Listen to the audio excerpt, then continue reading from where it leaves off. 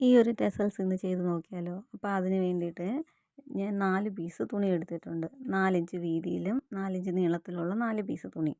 അപ്പം ആദ്യം ഞാൻ 2 പീസ് എടുത്തിട്ട് ഇതേപോലെ 4 സൈഡും ഒന്ന് തയ്ച്ചെടുക്കുന്നുണ്ട്. അങ്ങനെ ആ 4 സൈഡും ഒന്ന് സ്റ്റിച്ച് ചെയ്തെടുത്ത ശേഷം ഈ തുണി അതിൻ്റെ ആ ഒരു കോർണർ ഒന്ന് ജസ്റ്റ് ഒന്ന് കട്ട് ചെയ്ത് കളയണം. അല്ലെങ്കിൽ തിരിച്ചിടുമ്പോൾ 4 കോർണറിൽ തുണി ഇങ്ങനെ ഉണ്ട പിടിച്ചിരിക്കും. എന്നിട്ട് എന്ത് ചെയ്യണം, കറക്റ്റ് സെൻറ്ററിലൂടെ ഇതെന്ത് ചെയ്യണം, നെടുകയും കുറുകയും ഒന്ന് മടക്കണം. മടക്കിയിട്ട് ആ ഒരു സെൻറ്ററിൽ വെച്ചിട്ട് ഇതേപോലെ ഒന്ന് കട്ട് ചെയ്യണം.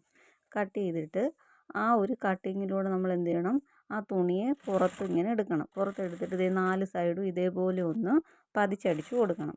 ഇങ്ങനെ അടിച്ചു കൊടുത്തു കഴിഞ്ഞിട്ട് ഈ സെൻറ്ററിലൊരു ഗ്യാപ്പ് ഉണ്ടല്ലോ, അത് നമ്മൾ കട്ട് ചെയ്ത് ആ ഒരു പീസ്, ആ ഗ്യാപ്പിലൂടെ നമ്മൾ എന്ത് ചെയ്യണം, ആ ത്രെഡ് എടുക്കണം. ആ ത്രെഡ് എടുത്തിട്ട് 2 സൈഡിൽ നിന്നും 1/4 ഇഞ്ച് ഒരു സ്ലോപ്പ് പോലെ നമ്മൾ തയ്ച്ച് സെൻറ്ററിലോട്ട് ചേർക്കണം.